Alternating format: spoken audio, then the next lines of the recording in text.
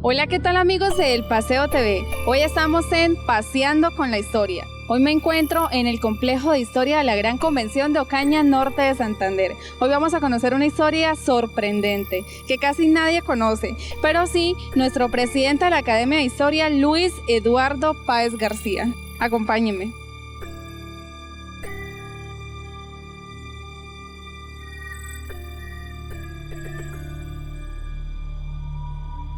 Se dice que acá se han encontrado unas tumbas. ¿Me puedes relatar un poco sobre esa historia? Bueno, realmente, como usted afirma, así es. Poco se conoce en Ocaña, o casi nadie conoce, que en la iglesia de San Francisco y en el complejo histórico en general, incluyendo el claustro, se hizo una investigación arqueológica para determinar cómo es la historia antigua de la estructura, de la construcción misma del predio. Y al hacerla, se encontraron tumbas con restos humanos.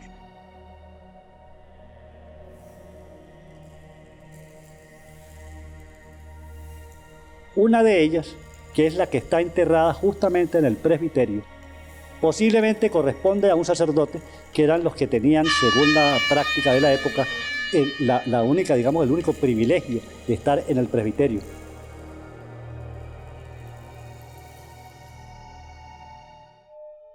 En el caso del esqueleto, encontrado en el presbiterio, su atuendo consistía de una tela gruesa, forrada en su interior por una textura más fina y delgada. En la parte externa estaba adornada con una cinta posiblemente de algodón con hilos de plata.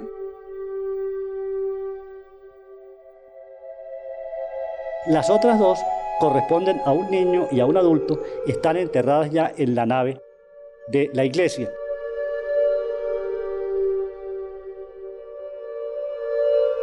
En cuanto a la orientación de los cuerpos, el esqueleto hallado en el presbiterio tenía el cráneo dirigido hacia el altar, mientras que los otros dos esqueletos, el de un niño y un adulto, lo tenían orientado en sentido contrario. La arqueóloga hace una hipótesis de que posiblemente se trataba de prácticas funerarias muy especiales, de rituales especiales de la Iglesia Católica, que tienen una correspondencia, por ejemplo, en hallazgos similares en la Florida, en los Estados Unidos, también de la época colonial. A eso le agregamos el hallazgo de unos vestigios de loza de la época de la colonia y algunos fragmentos de clavos con los cuales estaban apuntalados los cajones de los enterramientos. Hace ella una interesante digresión sobre las losas encontradas. Dice que para ese momento, estamos hablando de un periodo que va más o menos de 1560 a 1800. En ese marco se construyó el complejo histórico de la Gran Convención, el templo y el claustro de San Francisco.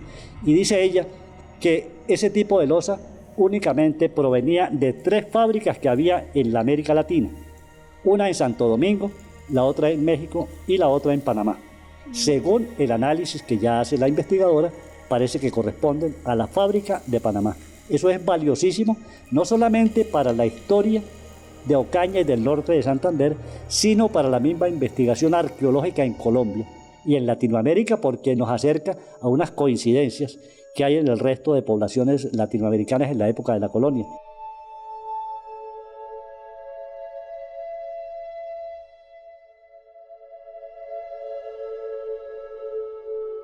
El sacerdote tenía lo que presumiblemente es el hábito, aunque la descripción que ella da dice que está hecho con unas fibras vegetales, está hecho de esta manera y de aquella, no menciona, con cáñamo, pero no menciona la palabra hábito. Sin embargo, dice que tiene alrededor de la cintura un cordón. Ese cordón es el famoso cordón de la orden franciscana.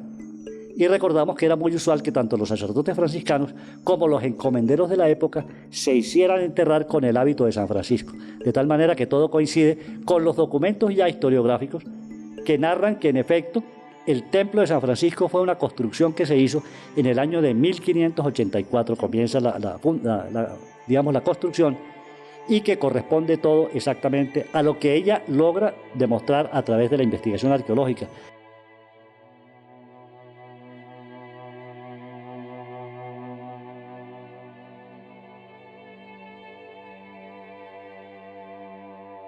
En esa época no se acostumbraba a escribir como hoy hacemos nosotros cuando llevamos a una persona al cementerio a hacer una lápida con el nombre y todo. Eso no se estilaba en aquella época. Las iglesias incluso tenían una connotación muy especial. Eran los únicos cementerios en primer lugar que había. Aquí afortunadamente se lograron recuperar o por lo menos fotografiar y datar 3 de esos cadáveres, pero pensamos que tiene que haber muchísimos más, tanto en el piso de la iglesia como en algunos lugares tal vez de los mismos pasillos del claustro de San Francisco.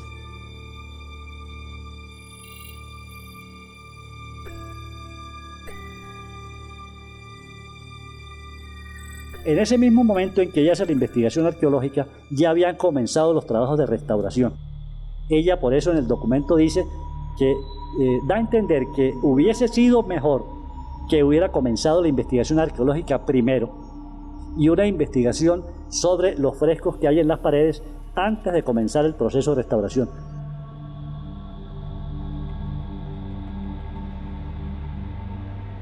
¿Qué diferencia tenía el ataúd del presbiterio con el otro?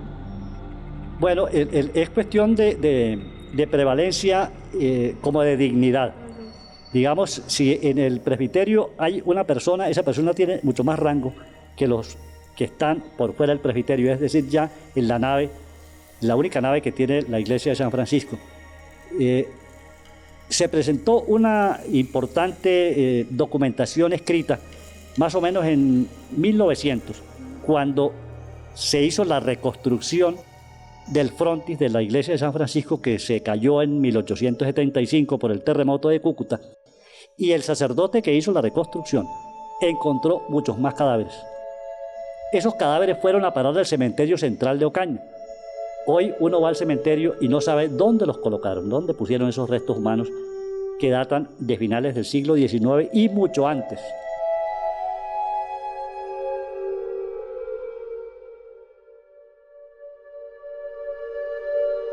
Se habla, que es una cuestión apenas lógica, de que los primeros encomenderos de Ocaña que fallecieron aquí debieron ser enterrados en San Francisco, en San Agustín y en la actual Catedral de Santa Ana. Allí deben estar reposando todos restos.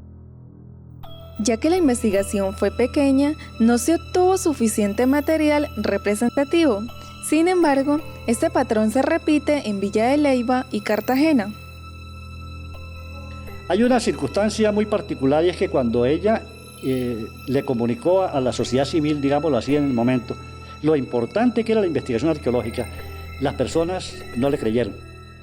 Es decir, me parece que si uno se remonta al momento, estamos hablando de que la investigación se escribió en 1993.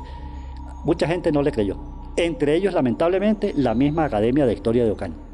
En ese momento no le creyeron y afirmaron que eso se trataba no de restos de la colonia, sino de restos de pronto de enterramientos a raíz de la fiebre amarilla de finales del siglo XIX. Es decir, afirmaciones que no tenían ningún sustento académico, ningún sustento científico.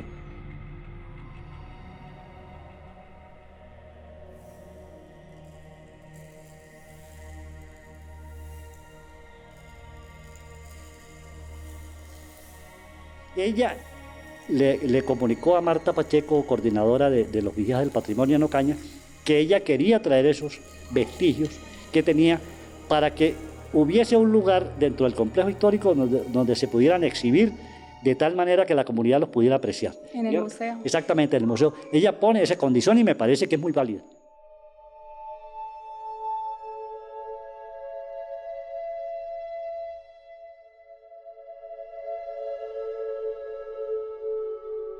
Este tipo de restos humanos permiten más o menos una aproximación a quienes habitaron el predio, por una parte, y por otra, qué rituales funerarios se utilizaban en Ocaña, en la colonia. Poco a poco, y con mayor cúmulo de información proveniente de otros sitios arqueológicos, se podrán reunir los suficientes datos que permitan sacar la conclusión sobre algunos patrones culturales de la colonia y la república. Solo el interés por continuar esta clase de estudios lo hará posible. Bueno amigos, y eso fue todo por hoy. Recuerden, soy Camila Pérez y los espero en una próxima emisión con El Paseo TV.